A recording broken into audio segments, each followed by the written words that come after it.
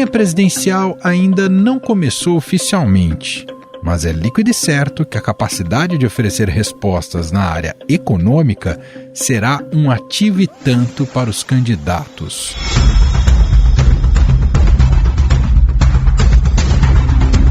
O problema é que o processo eleitoral, costumeiramente, é um manancial de soluções genéricas e promessas desconectadas com a realidade. Quais serão os temas que devem guiar o debate econômico ao longo deste ano? E que tipo de país o próximo presidente deve herdar? Se pegássemos uma fotografia atual, há sinais discretos de recuperação no desempenho da economia. Isso tem levado bancos, consultorias e instituições como o Fundo Monetário Internacional, FMI, a revisar para cima a previsão de crescimento da economia brasileira neste ano. No caso das previsões do FMI, divulgadas na semana passada, o Brasil deverá crescer 0,8%, mas muito abaixo do crescimento mundial de 3,6%. E para 2023, o FMI corrigiu sua projeção brasileira para baixo. Projeta 1,4% de crescimento contra 1,6% que tinha previsto em janeiro. As previsões do FMI passaram de um crescimento de 0,3% para 0,8% para este ano. O ano que vem, o PIB vai crescer 1,4% contra a previsão anterior de 1,6% prevista pelo Fundo Monetário Internacional. Outro assunto que deve ser prioridade para o próximo chefe do executivo é como resolver a situação alarmante do desemprego. A taxa está em 11,2% no trimestre encerrado em fevereiro de 2022, segundo o IBGE. São mais de 12 milhões de brasileiros à procura de uma vaga no mercado de trabalho. E a previsão para o ano que vem é que esse cenário se mantenha assim. O emprego, o mercado de trabalho melhorou bastante ao longo do ano passado, mas os dados mais recentes mostram alguma acomodação. O dado de hoje mostra queda na comparação com os 3 meses anteriores, mas se a gente olha no mês a mês, está praticamente estacionado. Não bastasse esse contingente gigantesco de gente sem emprego, a inflação no país se mostra cada vez mais persistente e corrói o poder de compra do brasileiro. Segundo o Banco Central, o Índice de Preços ao Consumidor Amplo, o IPCA, deve fechar este ano em 6,59%. Mas se pegarmos os últimos 12 meses, a taxa já supera os 11%. Para 2023, o mercado também aumentou a projeção da variação do IPCA para 3,75%. Os analistas ouvidos pelo Banco Central elevaram novamente as estimativas de inflação para este ano e para o ano que vem. Se elas se confirmarem, o governo vai estourar o teto da meta pelo segundo ano seguido. A reforma tributária também deve entrar no rol de promessas dos candidatos. O atual ministro da Economia, Paulo Guedes, disse ao Estadão Broadcast que caso Bolsonaro seja reeleito, ele tem a disposição de realizar a reforma tributária no primeiro ano do segundo mandato.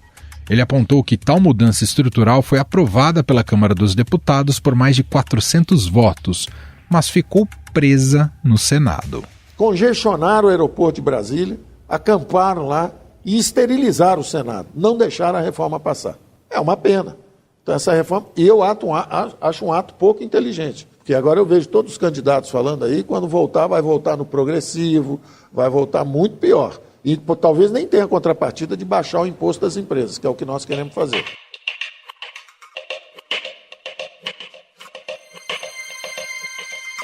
Já Lula afirmou que terá que fazer uma reforma tributária que aumente a taxação das camadas mais ricas da população e diminua o impacto sobre os mais pobres.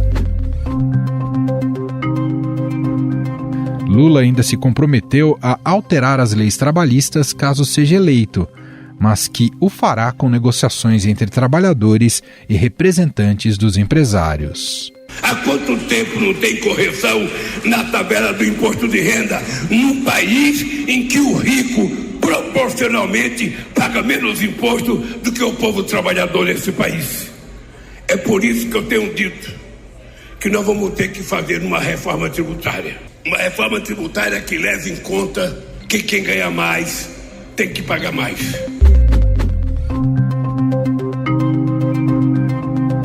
Para colocar em prática todas as promessas eleitorais, será necessário ao futuro presidente se atentar à responsabilidade fiscal, em especial ao teto de gastos públicos. Mas parece que o assunto está longe de ser uma prioridade dos principais candidatos que despontam nas pesquisas. E vamos gastar aquilo que for preciso gastar, porque muitas vezes o gasto é investimento. Na pandemia, nós já furamos o teto em mais ou menos 700 bilhões de reais. Dá para furar mais 20? Então a ideia de furar teto existe, o pessoal debate, qual o problema? O cenário para a economia brasileira, como vimos, não é dos melhores e ainda há os efeitos da pandemia sentidos até hoje. Os candidatos terão condições de fazer promessas vultuosas ao longo da campanha? A realidade das contas públicas brasileira permite isso? Para saber um pouco mais sobre as estratégias econômicas dos pré-candidatos e quem deve encabeçar esses projetos, do que foi sinalizado até aqui, vamos conversar agora com a repórter e colunista de economia do Estadão, Adriana Fernandes. Tudo bem, Adri? Seja muito bem-vinda. Tudo bem, Emanuel? Muito obrigado pelo convite. Adri, já está mais do que certo de que um dos temas, assim como em todas as eleições, mas se tem depositado muito para essa eleição de 2022, que a capacidade dos candidatos em dar respostas no campo econômico em relação ao Brasil, isso poderá surtir muito efeito em relação ao eleitorado. Agora, é claro, como qualquer campanha, se observa, se acompanha de perto tudo que os candidatos vão propor nessa seara econômica. Eu sei que você tem feito também muitas investigações com as pré-candidaturas para ver o que está surgindo por aí. Bom, a nossa ideia aqui é fazer um passeio. Eu vou começar pelo líder nas pesquisas, o ex-presidente Lula, porque há sempre uma incógnita do que o PT pode oferecer a partir de agora em relação à economia, porque tem um passado disso, Tem um passado lulista e tem um passado da Dilma que assusta muita gente. Queria te ouvir, Como é que isso está mexendo ali com os coordenadores de campanha do PT e o que eles já deram indicativos como marcos, para o que vai no programa econômico do PT nessa campanha de 22, Dri? Olha, Emanuel, em primeiro lugar, eu acho que tem 2 pontos. Um é o que as campanhas vão explorar junto aos eleitores para conseguir voto, conseguir ganhar a eleição. No caso da economia, o tema central, como já disse o próprio presidente Lula em encontro, ex-presidente Lula em jantar, que teve aqui em Brasília, é a carestia, aumento de renda, de emprego, por conta da inflação que ainda está muito alta e tende a permanecer em patamares muito elevados, com impacto, falta dos combustíveis, dos preços dos alimentos e todo esse arcabouço de preço. O outro é o debate das propostas em si, que é o plano econômico, que eu acho que é difícil que nas campanhas vá se discutir a regra fiscal ou outros temas como reforma tributária, se vai ser ali um tema de discussão em debate. Eu não acredito nisso. Então, tem esses dois pontos. No caso do ex-presidente, há uma expectativa do setor empresarial para saber qual é o plano econômico do ex-presidente Lula, que está liderando as pesquisas. E essa ideia de programa ainda não está apresentada, e isso que emissários dele, ou ele mesmo, tem se reunido com o setor empresarial, começou a se reunir, mas não é ideia do PT, nesse momento, apresentar esse programa.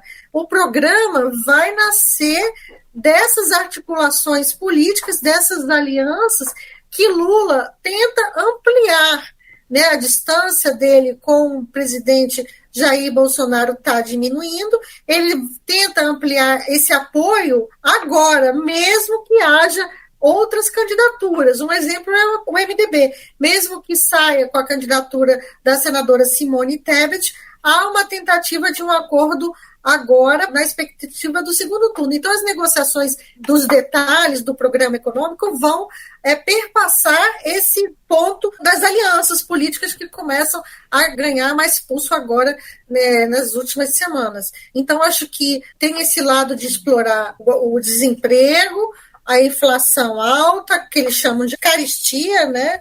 E a queda da renda dos brasileiros. Esse é um ponto de campanha que está se discutindo, é o que o presidente Lula vai apresentar de renovação da sua agenda, já que ela, principalmente a da ex-presidente Dilma Rousseff, foi muito questionada no ponto econômico. Lula e os seus aliados, eles têm reforçado muito. O governo Lula colocou as contas em dia, melhorou, a inflação começou em alta, caiu, então eles, de alguma forma, não querem falar muito do governo Dilma Rousseff.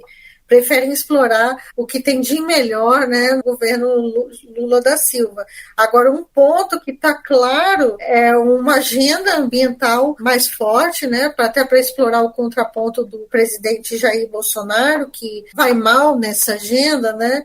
A presença, né, como você citou, Dri, a presença de Geraldo Alckmin como vice, isso naturalmente obriga que o PT tenha um programa econômico, digamos, mais ao centro? Não sei se eu diria mais liberal, mas mais ao centro?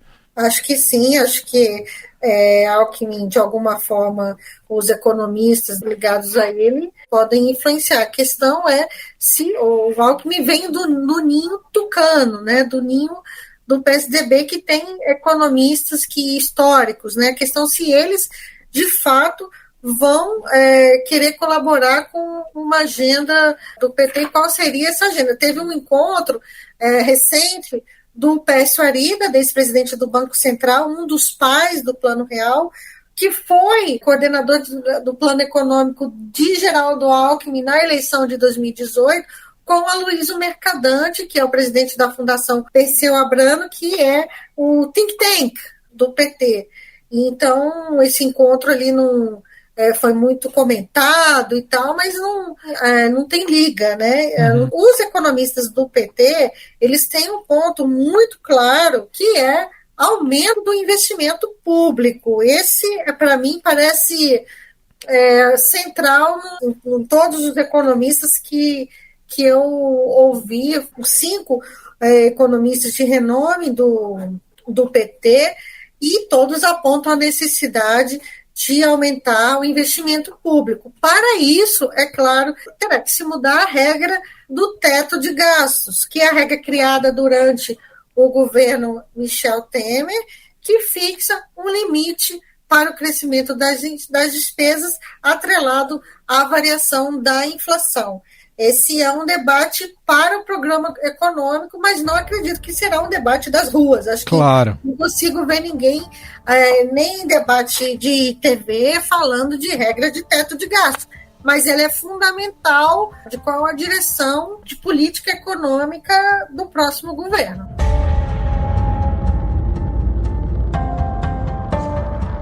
Bom, saindo um pouco do PT, indo para o atual governo do presidente Jair Bolsonaro, que busca a reeleição e que se fiou muito até para a sua eleição na figura do Paulo Guedes, né? O que representava Paulo Guedes ali, isso deu alguma credibilidade até para o nome do Jair Bolsonaro em 2018 e muito em cima da agenda liberal, de um Estado mínimo, né, de muitas privatizações. Essa retórica pegou muito lá em 2018, ainda que o mandato não tenha sido concretizado dessa maneira. O que resta ao Bolsonaro para essa campanha de 22 na linha econômica? O Guedes vai continuar com esse status até a campanha, Adri? O que você tem acompanhado sobre isso? Olha, o que tem o Bolsonaro é uma caneta ainda muito poderosa, caneta de presidente da República. Ele pode muito e ele está fazendo uso dessa campanha. A gente viu todo um conjunto de medidas que, de alguma forma, dá uma melhora, né, um contraponto à inflação mais alta. A gente viu, ele está liberando mais uma rodada do FGTS, prometeu agora correção da tabela do imposto de renda da pessoa física ainda esse ano. Eu não tenho dúvida de que, de alguma forma, vão dar um jeito de fazer. Está reduzindo imposto, IPI, outros tributos, ajudando setorialmente apoiadores dele, tanto do grupo rural, dos agricultores, como também isenção para jet ski, isenção para motocicleta. Quer dizer, ele está usando muito essa caneta, e sem falar que ele aumentou o valor do benefício do Auxílio Brasil para R$400 e um monte de outras medidas. Então, ele tem caneta, mas tem o calcanhar de Aquiles, que é a inflação e os juros muito altos, que é uma reação do Banco Central. E, além disso, a expectativa é de outras medidas, né? E também de que elas essas que estão sendo tomadas, comecem a fazer efeito. E fora, sem falar, as emendas parlamentares, elas garantem muito apoio lá na ponta, na base eleitoral, né, nos redutos eleitorais, para conseguir a reeleição do presidente Jair Bolsonaro. Então, eu acredito que eles estão muito confiantes, o governo, de uma rápida redução do distanciamento entre Bolsonaro e Lula. Bom, quero passar agora para o terceiro lugar nas pesquisas, Ciro Gomes, que eu tenho a impressão, mas aí você me confirma, Adri, num eventual segundo turno, se fosse Lula ou Ciro Gomes, o mercado, do ponto de vista econômico, ia preferir o que o Lula tem oferecido que o Ciro. Por que o Ciro assusta mais agentes de mercado e tudo mais? São propostas econômicas muito heterodoxas, é isso, Adri? É complicada essa resposta. O Ciro, ele tem esses ímpetos. A proposta econômica dele não é muito diferente da de 2018. E um dos seus coordenadores econômicos, o deputado Mauro Benevides, que foi secretário de Fazenda do estado do Ceará, ele propõe mudar o teto de gastos para retirar investimentos. Ele também foca muito em investimentos. Mas o Ciro tem, por exemplo, ontem ele criticou o Mantega, né, o ex-ministro da Fazenda, Guido Mantega, assim, em reunião com empresários, né, grupo dos petistas com empresários, elogiou o presidente, a atuação do Banco Central de Bolsonaro, Roberto Campos Neto, a política de juros, disse que era melhor do que a de Henrique Meirelles, que era presidente do Banco Central quando ele era da Fazenda. Essa declaração teve bastante impacto, e o Ciro veio e falou assim, convidaria eles a se demitirem, né? Então, bom lembrar que Roberto Campos e a diretoria têm mandato, né? Porque a autonomia do Banco Central foi aprovada. Então, são declarações, e é um ponto muito importante para o mercado financeiro, a aprovação desse projeto. Então, isso tudo assusta, né? E Ciro falou isso ontem em evento aqui em Brasília. Eu lembro também que na campanha de 2018 o Ciro tentou tirar da cartola, né, aquelas propostas muito de campanha, de conseguir sanar as dívidas, acho que era no SPC, se não estou... Sim. Mas ele não tem voltado a bater nessa tecla, né? Mas isso demonstra... Mas isso provavelmente voltará, porque por que é central essa na ideia deles, né, dos assessores do Ciro Gomes? Uhum. É porque você fazendo essa limpeza, os brasileiros eles ganhariam mais fôlego, né? Justamente para consumir mais, né? Porque se você está endividado, você cria um ambiente melhor, mais saudável para o consumo, né? Que puxa o crescimento e que é a base aí do melhorar o crescimento da economia, porque um ponto central é entender por que o Brasil cresce tão pouco, né? O próprio presidente do Banco Central, Roberto Campos Neto, há poucas semanas, num programa, ele pergunta, fizemos xizinho em várias reformas, né? E por que o Brasil continua com esse baixo crescimento? Ele chama atenção para isso. Então, esse debate do crescimento, eu acho que esse sim vai rolar, Entendi. Vai ser tema de campanha. O Brasil fez a reforma da Previdência, fez a reforma trabalhista, fez outras reformas e a gente continua aí patinando num crescimento muito baixo, para uma economia como a nossa, com muitas potencialidades, né? Entender melhor esse fenômeno, construir políticas públicas para melhorar essa situação são fundamentais, eu acho que para o próximo governo. Entender melhor o que está acontecendo, né? Para a gente fechar, Adri, queria te ouvir o que você destacaria desse bloco que tem sido chamado de terceira via, né, com tantos nomes colocados, tem nomes do PSDB, tem a Simone Tebet do MDB. Algo te chama a atenção do ponto de vista econômico? Eu me recordo que o Dória chegou a montar um time de all-stars aí, de economistas para auxiliá-lo na campanha. Mas, enfim, são propostas econômicas normalmente alinhadas com uma centro-direita, com uma ideia de centro-direita, é isso, Adri? Eles estão mais ou menos na mesma linha, né? Não muito diferente, querendo regras fiscais sólidas, menos interferência do Estado na economia, alguns defendendo também mais investimento, por isso que eu acho que investimento vai ser bem importante, reforma tributária, né? Muito difícil, talvez seja a primeira reforma que vai ganhar aí força no próximo governo, porque se não fizer logo no início, é difícil. O Brasil está devendo, né? Os políticos estão devendo, os governos passados também. Então, do que a gente falava muito do Bolsonaro em 18 de agenda liberal, digamos que essa agenda liberal que no final ficou mais restrita com essa turma da terceira via. É quem vai talvez empunhar mais essa bandeira nessa campanha, não é, Adri? Vamos ver, né? Vamos ver. Pelo menos como princípio, não sei se como marketing político. Por exemplo, a Helena Landau, ela está no... Verdade, no programa da Simone Tebet. Ela está no programa da Simone Tebet. Ela é uma crítica ferrenha, né? Do liberalismo. Verdade. Do ministro Paulo Guedes. Ela não tem meias palavras, ela eu diria uma das maiores críticas, ela é privatista, né? Uhum. E acha que Guedes fez muito mal para o liberalismo, né?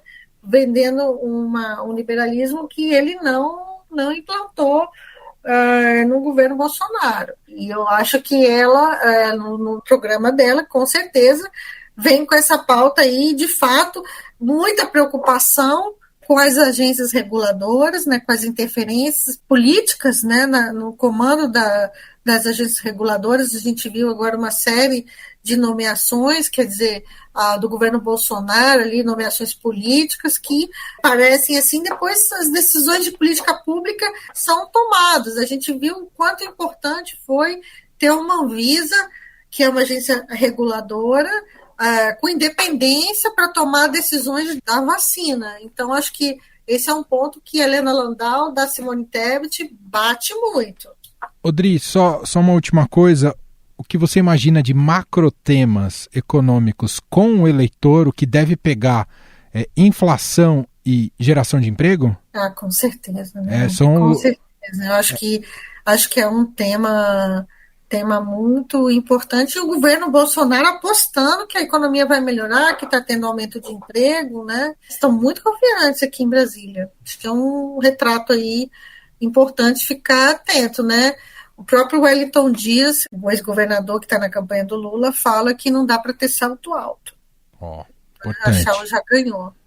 Acho que tem um ponto disso. Por isso que muita gente fala que Lula terá que vir com um programa econômico caminhando também mais para o centro, né? E aí os economistas do PT teriam que fazer concessões, né, para os planos iniciais dele, que vem sendo discutido na Fundação Perseu Abramo. Muito bem. Gente, essa é a Adriana Fernandes. Isso aqui é um papo que com certeza vai se desenvolver muito e a gente vai aprofundar muito sobre ele ao longo de todos os próximos meses, né, com a intensificação das campanhas, porque a gente vai ter contato mais efetivo com as propostas em si. Mas agora já uma introdução a entender como é que os pré-candidatos têm se colocado em relação a esses temas econômicos e de projetos para o país. Te agradeço, Dri, mais uma vez pela participação aqui. Obrigada, Emanuel. Estadão Notícias. Este foi o Estadão Notícias de hoje, sexta-feira, 22 de abril de 2022. A apresentação foi minha, Emanuel Bonfim. Na produção, edição e roteiro, Jefferson Perleberg e Ana Paula Niederauer. A montagem é de Moacir Biasi. O nosso e-mail, podcast@estadão.com.